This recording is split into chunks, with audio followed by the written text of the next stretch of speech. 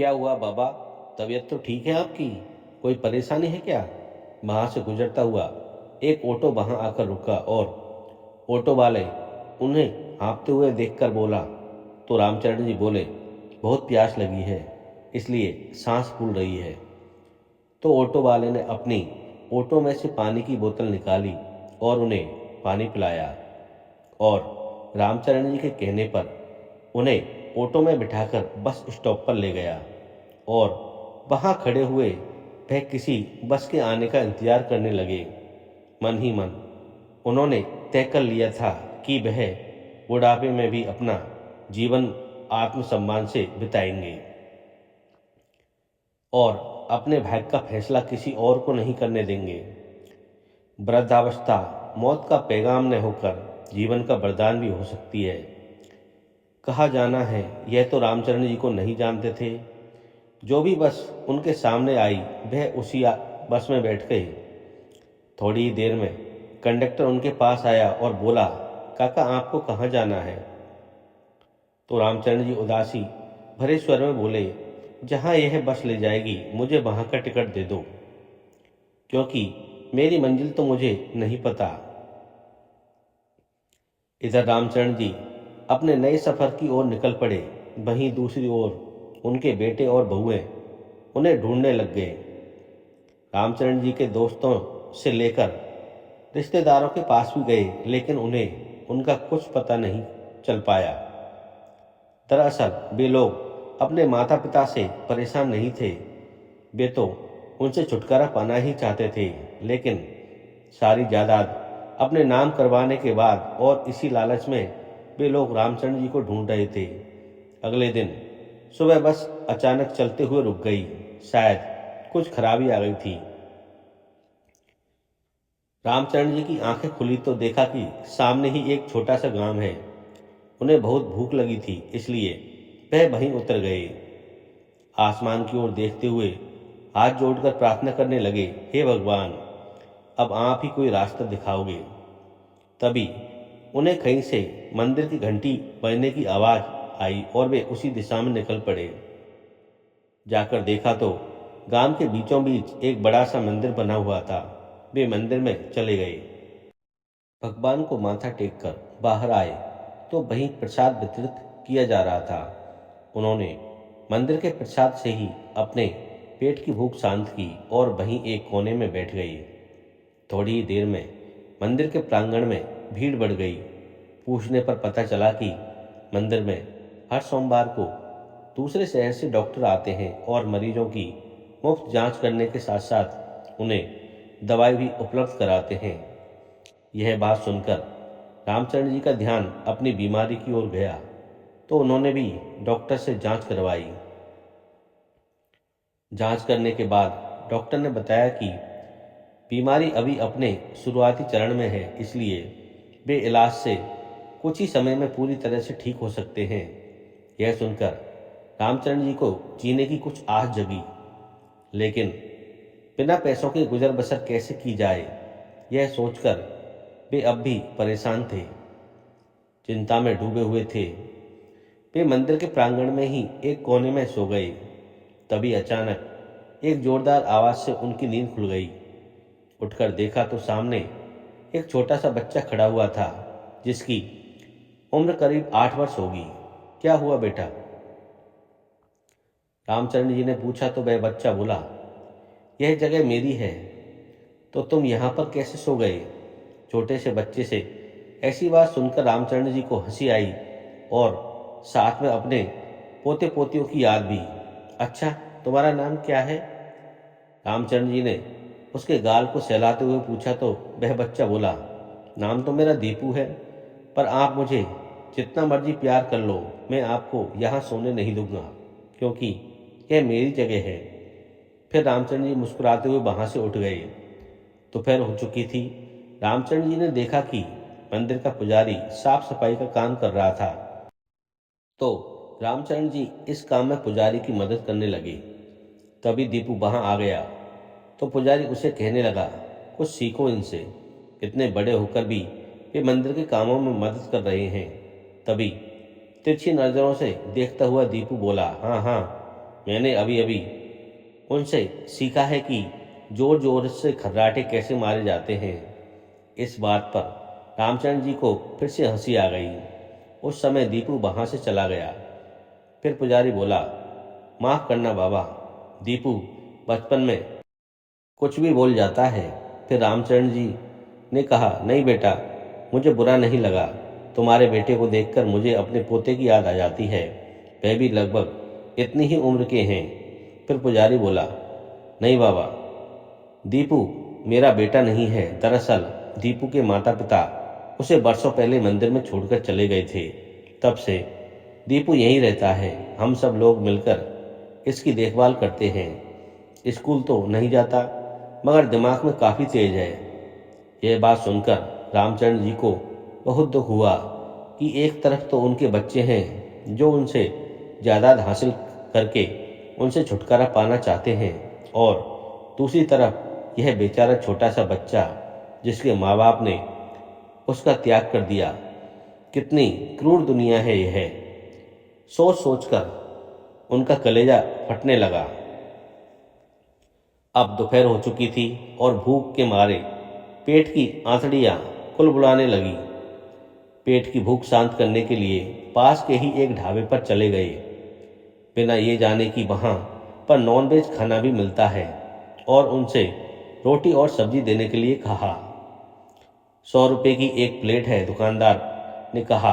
तो रामचंद्र जी ने अपनी जेब टटोली तो मुश्किल से ही उनकी जेब में 70 रुपये निकले, और वह बिना खाना खाने ही वहां से वापस मंदिर की तरफ लौट आए। तभी थोड़ी देर में दीपू पुजारी के पास गया और बोला कि वह बूढ़ा आदमी पास के होटल से नॉनवेज खाकर मंदिर में आ रहा है। यह बात सुनकर पुजारी रामचंद्र जी के पास आया और कहने लगा, बाबा, आप मांस खाकर मंदिर में नहीं आ सकते, आपको बाहर ही रुकना होगा। यह बात सुनकर रामचंद्र जी आश्चर्य में पड़ गए और फिर बोले, नहीं बेटा, मैं तो कुछ खाया ही नहीं। लेकिन उनकी बातों को बिना सुने पुजारी वहां से चला गया, और रामचंद्र जी मंदिर से बाहर आ गए और सोचने लगे कि अब कहाँ जाएं। कुछ कदम चले तो सामने एक बड़ा सा खेत था, जहां खेत का मालिक धान की रोपाई करवा रहा था। तभी रामचंद्र जी बोले, बेटा, एक जगह पर 1 से 2 पौधा के बीच ही रोपाई करनी चाहिए, और पौधों की कतारों के बीच कम से कम 25 सेंटीमीटर की दूरी होनी चाहिए। ऐसा करने से फसल अच्छी होगी। उनकी यह बात सुनकर खेत का मालिक बहुत खुश हुआ और उनसे बोला, आपको तो खेती का अच्छा ज्ञान है, क्या आप मेरे खेत में काम करेंगे? तो रामचंद्र जी बोले, बेटा, काम तो मैं कर लेता, लेकिन इस उम्र में इतनी भागदौड़ मुझसे नहीं होती। तो खेत का मालिक बोला, आपको केवल मजदूरों को दिशा निर्देश देने हैं, और यह ध्यान रखना है कि वह सही से काम करें। इसके बदले मैं आपको प्रतिदिन 500 रुपये दूंगा। तो रामचंद्र जी ने हाँ में सिर हिला दिया और उसी दिन से काम करना शुरू कर दिया। और शाम को जब पैसे हाथ में आए तो बड़ी शान से एक शाकाहारी ढाबे पर चले गए और अपने मनपसंद दाल चावल ऑर्डर किए। इधर रामचंद्र जी ने पेट भर स्वादिष्ट खाना खाया, और उधर ढाबे के मालिक ने देखा कि रामचंद्र जी के आने के बाद अचानक लोगों को आना शुरू हो गया। आज का दिन ढाबे के मालिक के लिए बहुत अच्छा रहा। खाना खाकर रामचंद्र जी रात को खेत के किनारे बने एक छप्पर के नीचे सो गए। अब हर रोज ऐसा ही होने लगा। रामचंद्र जी दिन भर का काम करके उस ढाबे पर खाना खाने जाते, और उनके जाने के साथ ही उस ढाबे पर भीड़ बढ़ जाती। एक दिन वे उस ढाबे पर खाना खाने नहीं गए तो ढाबे का मालिक परेशान हो गया। अगले दिन उसने रामचंद्र जी से कहा, बाबा, मैं आपसे खाने का पैसा भी नहीं लूँगा, बस आप हर रोज यहीं खाना खाया कीजिए। इस बात पर रामचंद्र जी हैरान रह गए। अच्छा खाना और इलाज पाकर रामचंद्र जी की तबीयत में भी सुधार आ गया। उधर मंदिर में एक दिन इंक्वायरी के लिए कुछ अधिकारी आए। तो मंदिर के सुपरवाइजर को बुलाकर उससे पूछने लगे कि मंदिर में इतना चढ़ावा आता है, लेकिन सरकार के पास उसमें से बहुत ही कम राशि भेजी जाती है। हमें लगता है कि यहाँ कुछ गड़बड़ है। कहीं तुम कोई बेईमानी तो नहीं कर रहे हो? इससे पहले कि सुपरवाइजर कुछ कहता, तभी दीपू बीच में बोल पड़ा, अरे नहीं साहब, आप हमारे काका पर शक कर रहे हैं। यह तो इतने ईमानदार हैं कि मंदिर में आए सारे पैसे अपने घर पर ले जाकर उन्हें गिनते हैं और फिर अगले दिन मंदिर में आकर रख देते हैं। दीपू को लग रहा था कि वह सुपरवाइजर की मदद कर रहा है, परंतु अनजाने में उसने सारा सच उगल दिया और सुपरवाइजर की पोल सबके सामने खुल गई। इस बात का एक्शन लिया जाएगा, ऐसा कहकर इंक्वायरी टीम तो चली गई, लेकिन बेचारे दीपू पर सुपरवाइजर का गुस्सा फूट पड़ा और वे उसे पीटने लगा। पुजारी ने सुपरवाइजर को रोकने की बहुत कोशिश की, लेकिन वह नहीं माना और दीपू को यह कहकर मंदिर से बाहर निकाल दिया कि आइंदा यह नजर आए तो जान से मार दूंगा। बेचारा दीपू मायूस होकर अपना बैग उठाकर वहां से निकल गया। उसके गोल मटोल गाल आंसुओं के कारण पूरी तरह भीग चुके थे। चलते चलते वह थक गया तो आराम करने के लिए जगह की तलाश करते करते दीपू उसी खेत के किनारे आकर बैठ गया जहां रामचरण जी काम करते थे। दीपू को वहां उदास और परेशान बैठे देख रामचरण जी उसके पास आए और बोले, अरे बेटा, तुम्हें क्या हुआ? तुम तो इतना बोलते हो, तो आज इतने उदास और शांत क्यों बैठे हो? फिर दीपू रुआंसे स्वर में बोला, बाबा, भगवान जी ने मुझे अपने किए की सजा दी है। मैंने पुजारी काका से बोलकर आपको मंदिर से बाहर निकलवाया था ना, इसलिए आज मेरे साथ भी बहुत गलत हुआ। मुझे सुपरवाइजर ने बहुत मार पड़ी, उन्होंने मुझे मंदिर से बाहर निकाल दिया। रामचंद्र जी के पूछने पर दीपू ने उन्हें सारी बात बताई तो रामचंद्र जी ने प्यार करते हुए उसके आंसू पोंछे और बोले, कोई बात नहीं, अब से तुम मेरे साथ रहना। तो दीपू मुस्कुरा उठा। अब उन दोनों के बीच नई दोस्ती हो गई।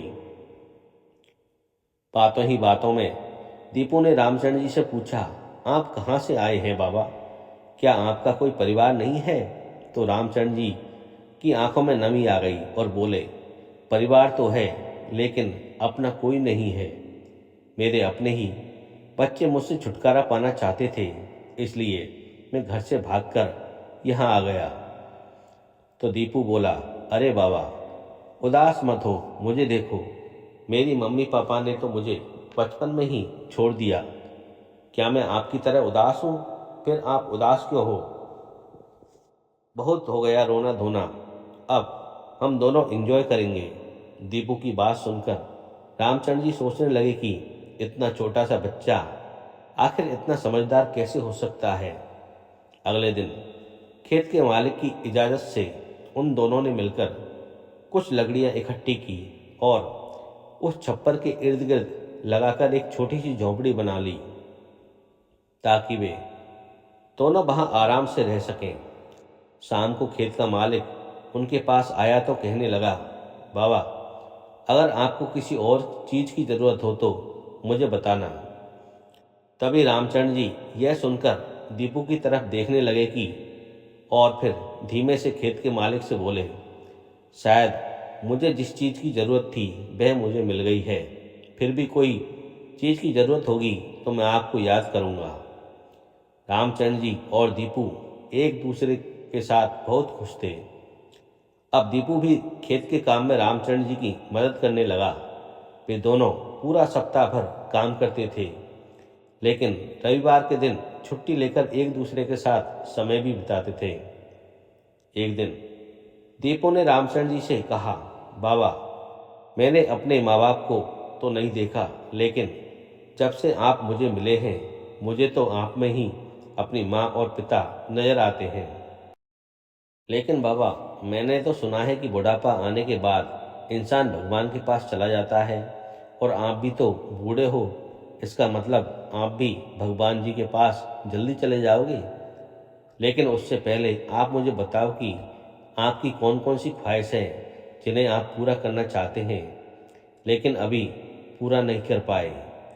दीपू के मुंह से ऐसी बात सुनकर रामचंद्र जी हैरान थे और मन ही मन सोचने लगे कि अपनी पूरी जिंदगी मैंने अपने बच्चों की ख्वाहिश पूरे करने में लगा दी, लेकिन उन्होंने मुझे उसका यह सलाह दिया और आज यह छोटा सा बच्चा मुझसे पूछ रहा है कि मेरी क्या ख्वाहिश है। मेरे बच्चों ने तो कभी इस बारे में कभी सोचा भी नहीं था। उसी समय दीपू बोला, अरे बाबा, आप कहाँ खो गए? जल्दी से मुझे बताओ कि आप क्या करना चाहते हैं जो आप कर नहीं पाए। दीपू के पूछने पर रामचंद्र जी ने बताया, बेटा, जिंदगी में मेरी बहुत सी ख्वाहिशें थी जिन्हें मैं पूरा करना चाहता था, लेकिन अपनी जिम्मेदारियों के चलते कभी पूरा न कर सका। लेकिन अब तो उम्र निकल गई है। तभी दीपू बोला, नहीं बाबा, मैं आपकी सारी ख्वाहिशें पूरी करूंगा, आप मुझे बताएं। तो रामचंद्र जी ने एक एक करके अपनी सारी ख्वाहिशें बताई, जिसमें कोट पैंट पहनकर फोटो खिंचवाना, फिर अमिताभ बच्चन की फिल्म देखे जाना, फिर 5 स्टार होटल में खाना खाना और एक फिल्म में एक्टिंग करना भी शामिल था। बाबा की ख्वाहिशें जानकर दीपू बोला, चलिए बाबा, अब एक एक करके आपकी सारी ख्वाहिशें पूरी करते हैं। तो रामचंद्र जी बोले, नहीं बेटा, पहले तुम तो अपनी ख्वाहिशें बताओ कि तुम क्या चाहते हो। तो दीपू बड़े प्यार से बोला, बाबा, मैं तो अभी बच्चा हूँ, मैं थोड़ी ना भगवान जी के पास जाने वाला हूँ। अभी तो मेरे पास मेरी पूरी उम्र है, लेकिन आपके पास समय कम है और पैसे भी। मेरी तो बस एक ही ख्वाहिश है कि मैं पढ़ लिख कर बड़ा आदमी बनूं, और इसके अलावा मेरी कोई ख्वाहिश नहीं है। यह सुनकर रामचंद्र जी को बहुत खुशी हुई। उसके बाद कुछ दिन उन दोनों ने खेतों में काम किया और फिर दीपू की जिद पर जमींदार से 1 सप्ताह की छुट्टी लेकर वे दोनों शहर चले गए, जहां उन्होंने रामचंद्र जी के लिए काले रंग का कोट पैंट खरीदा और दीपू के लिए अच्छे से कपड़े खरीदे। और फिर दोनों ने एक साथ कई तस्वीरें खिंचवाई।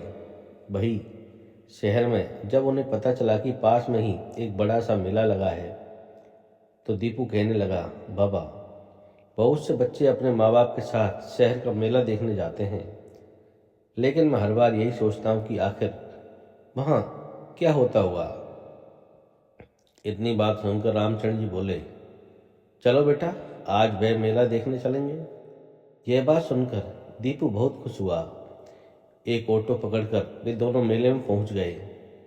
मेले की चमक दमक को देखकर दीपू की आंखें खुली की खुली रह गई। अलग अलग झूलों को देखकर वह चहक उठा। दीपू को हंसते खिलखिलाते देख रामचंद्र जी जैसे वह दृश्य अपनी आंखों में समेट लेना चाहते थे। उन दोनों ने एक साथ बहुत से झूलों का आनंद लिया।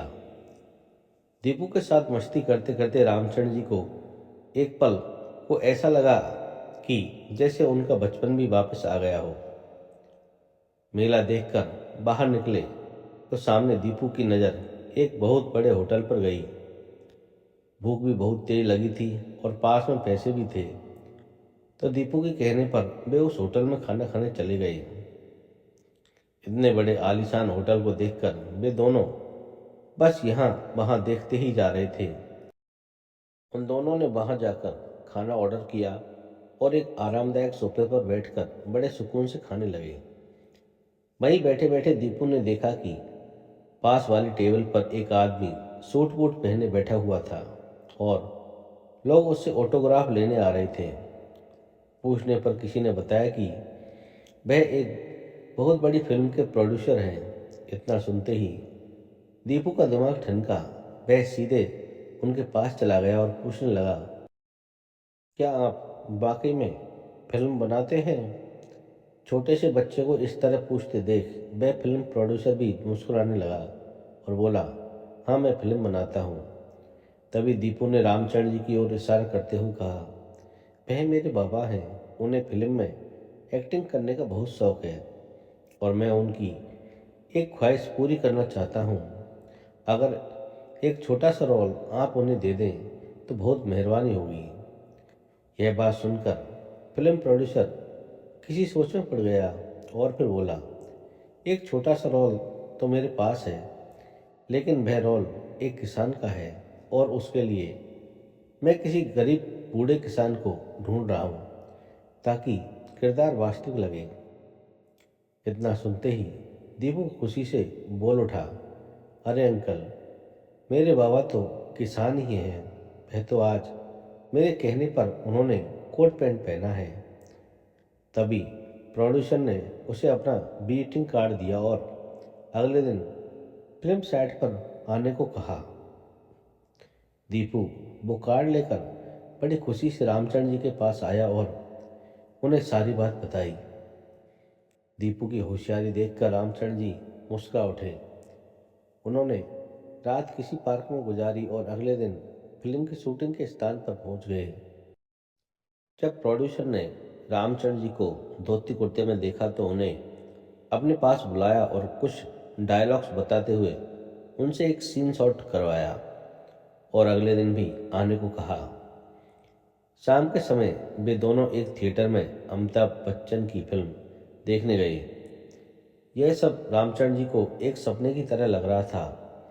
आज उनके चेहरे पर एक अलग सी मुस्कुराहट थी, जिसे देखकर दीपू भी बहुत खुश था। करीब 4-5 दिन शूटिंग करने के बदले में रामचंद्र जी को 20,000 रुपये मिले थे। उन पैसों को हाथ में लेकर तो जैसे उनकी खुशी का ठिकाना ही नहीं रहा। उसके बाद वे दोनों अपने गांव वापस लौट आए। अब रामचंद्र जी ने दीपू का दाखिला भी एक स्कूल में करवा दिया ताकि पढ़ लिख कर बड़ा आदमी बनने की उसकी ख्वाहिशें पूरी हो सकें। अब रामचंद्र जी खेत में काम करते थे और दीपू स्कूल में पढ़ने जाता था, लेकिन शाम को आकर उनके काम में हाथ जरूर बटाता था। रह रहकर रामचंद्र जी के मन में एक ही बात उठने लगती है कि काश दीपू ही उनका बेटा होता। उन दोनों में खून का रिश्ता तो नहीं था, लेकिन एक ऐसा रिश्ता बन गया था जो स्वार्थ से परे था। वही कुछ समय बाद जब वह फिल्म रिलीज हुई जिसमें रामचंद्र जी ने काम किया था, तो रामचंद्र जी के द्वारा निभाए गए किरदार को बहुत अधिक पसंद किया जाने लगा। भले ही वे फिल्म में कुछ ही समय के लिए दिखाई दिए, परंतु जिस शिद्दत और वास्तविकता से उन्हें अपने किरदार को निभाया था वह प्रशंसनीय था। हर जगह उनके काम की चर्चा और सराहना की जा रही थी।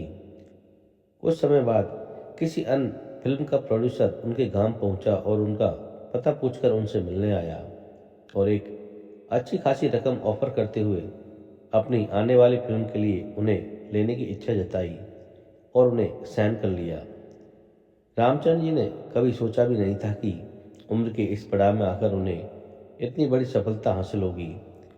कुछ समय बाद उन्होंने शहर में ही एक अच्छा सा घर खरीद लिया और गांव छोड़कर वे दीपू के साथ शहर आ गए। उन्होंने दीपू का दाखिला भी शहर के एक अच्छे इंग्लिश मीडियम स्कूल में करवा दिया।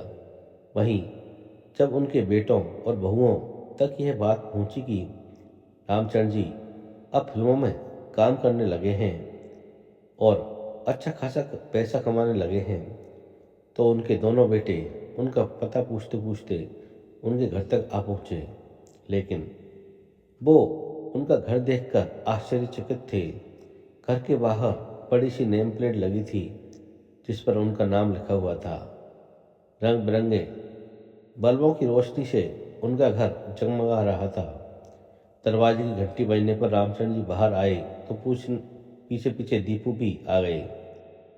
पिताजी, आप हमें छोड़कर कहाँ चले आए थे? हमने आपको कहाँ कहाँ नहीं ढूंढा, लेकिन आप नहीं मिले।